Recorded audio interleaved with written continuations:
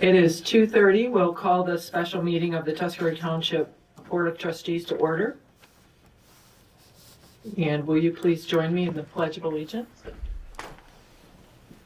I pledge allegiance to the flag of the United States of America and to the republic for which it stands, one nation, under God, indivisible, with liberty and justice for all. And roll call, please.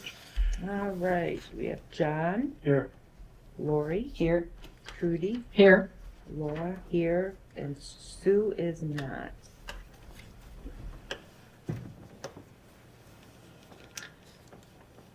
And any board member conflict of interest statement? No? Okay. Public comment on agenda items? No? Approval of meeting agenda?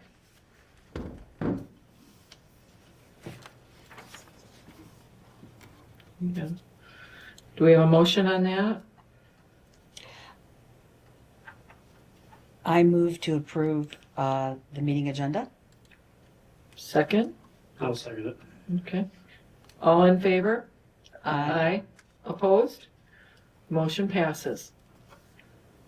Bills, regular monthly bills?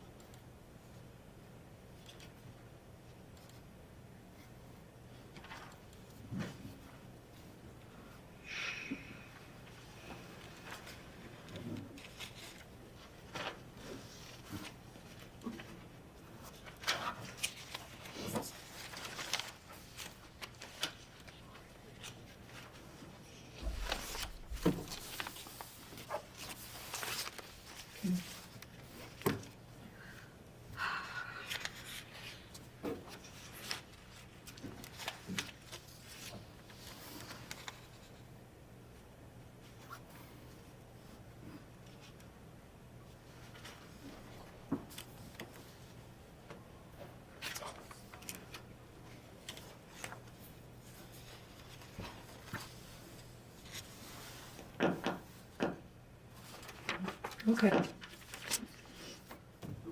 We need a motion to pay the regular monthly bills. Laura, do you want to go over those, any of those with us? Chris, you have a note on here for the USIC invoices for review? Yeah, we'd have Tammy here to do that. Okay. Yeah, just explain those, but I'm just talking about the regular monthly bills. No, I don't have anything to add. Okay. How many invoices do we have? 21. Okay. And the total amount that we'll be writing checks for? $9,520.68. Good deal. So, again, a motion to approve payment of the regular monthly bills. I'll make that motion. Okay, in a second. I'll support it. All in favor, say aye. Aye. Opposed? Motion passes. Okay, Tammy. We have asked Tammy to come here today to talk about the USIC, please, yes. Invoices that are on here. There you go. Okay. All right. So the invoices that we have are from 2023.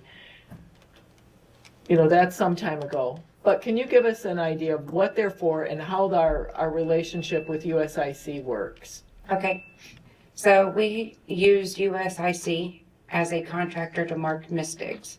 MISTIG 911 is actually nationwide, but in Michigan, they control anytime you have to dig, a contractor, a homeowner, or excavation company, whoever it is, has to call in a MISTIG where they're going to be digging. MISTIG will have each individual utility. So in our case, it would be Tuscarora Township that we go in, we put our area of interest into a map. And when we put our area of interest into a map, it's not ever going to be exact. It is a GIS map, but they give us a usually 100-foot buffer zone. And what that is for is our sewer line, say, may be on one side of Floyd Street, but our buffer zone goes all the way across to the other side of the street. And that is to protect the utilities. If someone goes in and makes a little bit of a short boundary or where they're digging, they want to ensure that we inspected the area and the surrounding areas, that we have nothing in the area that is of conflict. So sometimes there will be a misdig that might be a house address across the road where we don't have our sewer line yet, but we have a sewer line across the road. So those houses will get called in, and misdig gets all the tickets, and then they send them to USIC, who receives the tickets from misdig. They go out and look.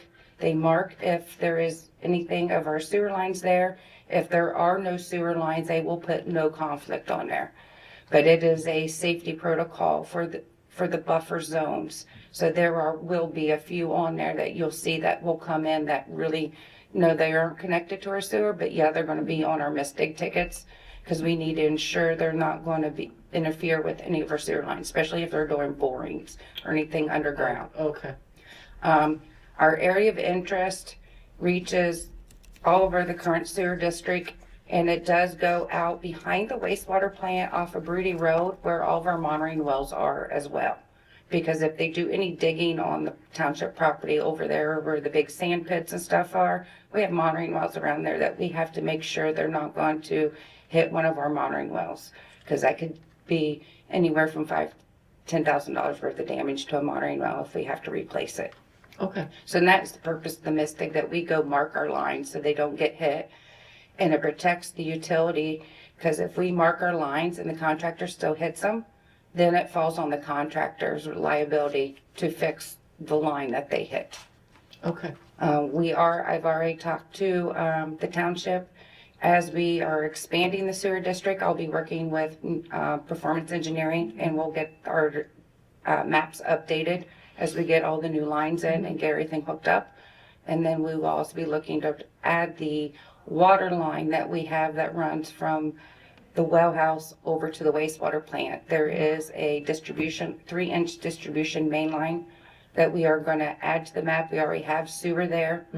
So it's not going to cost extra when they have to do a ticket, because they're already doing a ticket for sewer. So they're going to do a ticket for sewer and water in that area. Oh, good. But that will protect the water distribution line in case someone actually hits that as well too, if they're up there boring or digging. Okay, good. Thanks, Tammy.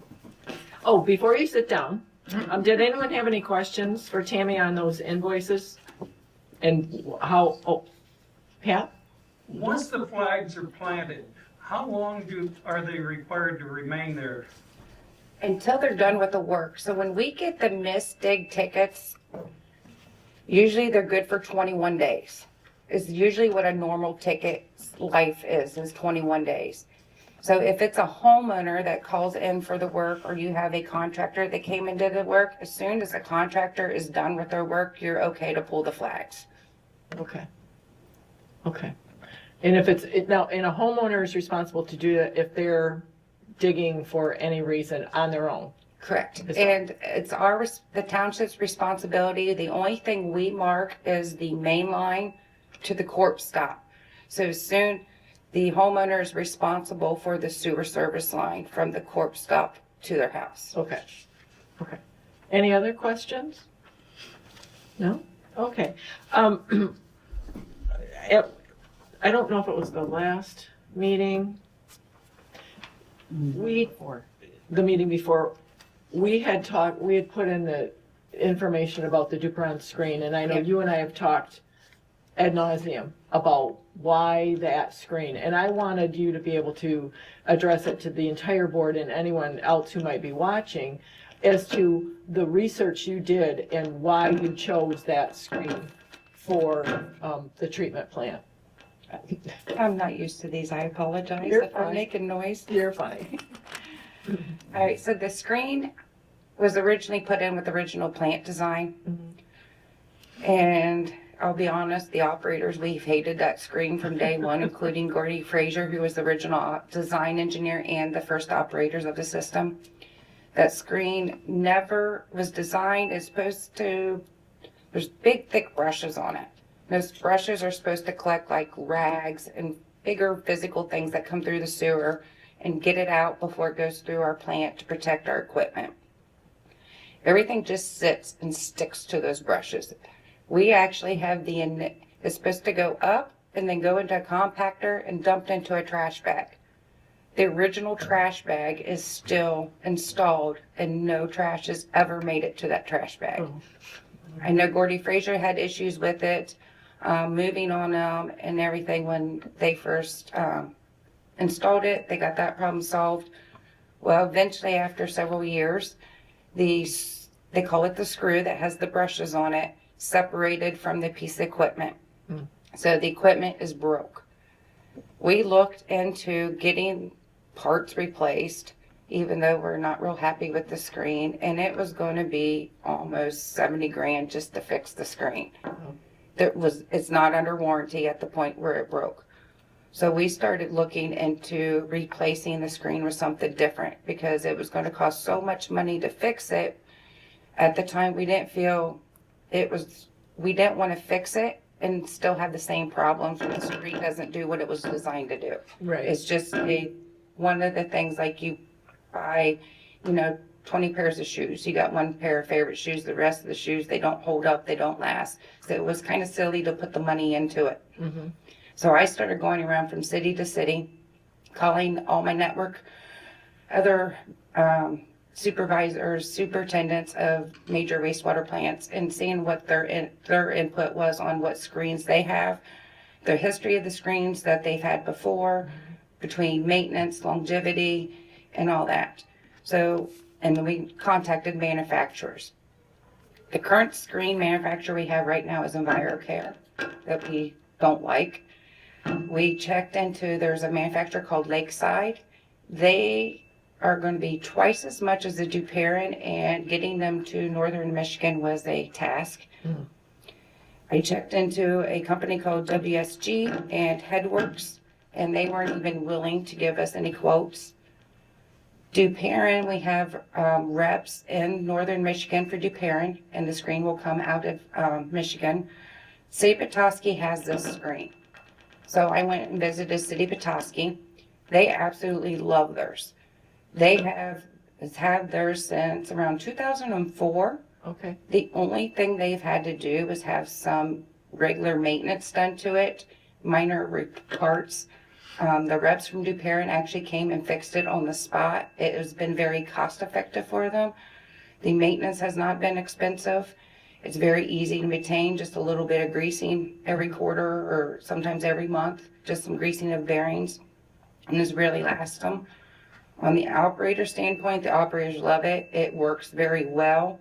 It's pulling everything out it's supposed to pull out, protecting the plant, and it's very easy for the operators to clean it and maintain it. So that is the route we went. Okay. They did give the quote in, and that is why we chose that one, because we took basically all the resources we could find and found the one that we like. And the other part is we have such a small little flume or channel that the water comes in that we are very limited into what we can put in there. Mm-hmm. So DuParin was one of the very few screens that they had one that would be small enough for that size. Okay. All right. Good. Great. But they have a great track record with maintenance. The reps respond very quickly to the operators, to the other cities, and they get stuff done actually rather quickly. So that was another important issue with us, because we've been hand raking the screens for probably a year and a half, almost 2 years now, Yes. waiting on to hopefully get this replaced. Yes. Yes. Yes. All right. Any questions? What was the cost on the screen again? Was it 96,000 or 196,000? It was like 98. It's like 98,000, and that is just for the screen itself. And then we will get at least 3 quotes or whatever you guys request for the install of the equipment. We will be asking Grand Traverse for a quote, because they are already the contractor on site for the plant expansion. Mm-hmm. So that was kind of a, common sense. Let's ask them, because they can save costs that way. But we will also reach out to any contractors you guys would like me to, but there's a few others like Johnny Green that I believe is doing some work also with the new expansion. There's several other contractors that are capable of installing this piece of equipment that we will reach out to that are already working on our project or in the area on projects. And I have not heard from Aaron. We can check in with him to see where that RFP is. I think Yeah. he was gonna put the particulars to that. Yeah. So, okay. All right, any other questions? I guess to get kind of a cost comparison, how long ago was the quote for $70,000 to fix it? It would have been about a year and a half ago. Yeah. And then the lakeside, that would be equivalent to what we currently have, the EnviroCare. It would have been, we use Detroit pumps. They just got bought out by another company, so I apologize, I don't know their new name. But they were looking at getting the quote for the lakeside and they stopped because it was going to be over $200,000 just for the equipment. And they felt that that wasn't going to suffice for what we needed. Yeah. So. Okay.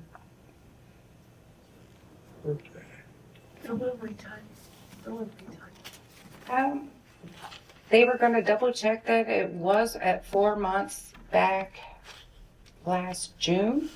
So it could still be, I would give a safe 6-month estimate on getting stuff here. Okay. And we're just waiting on that installation. I'll get with Yeah, Aaron. once on the that. screen equipment is approved, we can go ahead, I can reach out and we can get the screen ordered. Yeah. And then that will should give enough time to be able to get the bids in Right. for the install. Okay, great. Thanks, Tammy. Yep. Okay. Public comments? No? No, that was just information, just a report on Okay. that. All right, sorry. Yeah, no, it's good. Okay, public comments is closed. Board comments? No? No? Okay. Well, thank you for taking time out of your Tuesday to come and do this, and motion to adjourn. I'll second. All in favor? Aye. Aye. And we are adjourned at 2:47.